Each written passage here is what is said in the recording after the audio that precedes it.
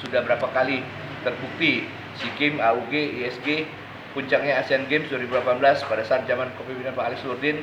Kita bangga dengan Sumsel saat itu. Mudah-mudahan ini bisa bikin kita bangga juga. Tapi kita masih lihat karena PSSI, Federasi Indonesia mengusulkan sifatnya ke FIFA. Nanti approval dan semua inspeksi dan peninjauan yang lain-lain itu keputusan di FIFA terakhir.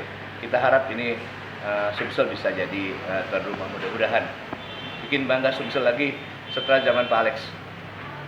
Sudah berapa kali terbukti SEA Games, AUG, ISG, puncaknya Asian Games 2018 pada saat zaman kepemimpinan Pak Alex Nurdin.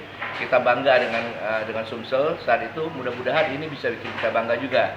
Tapi kita masih lihat karena PSSI, Federasi Indonesia mengusulkan sifatnya ke FIFA. Nanti approval dan semua inspeksi dan peninjauan yang lain-lain itu keputusan di FIFA terakhir.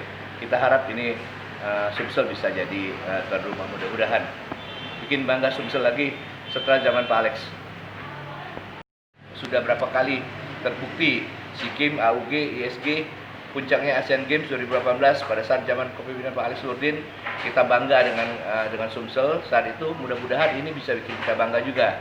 Tapi kita masih lihat karena PSSI, Federasi Indonesia mengusulkan sifatnya ke FIFA.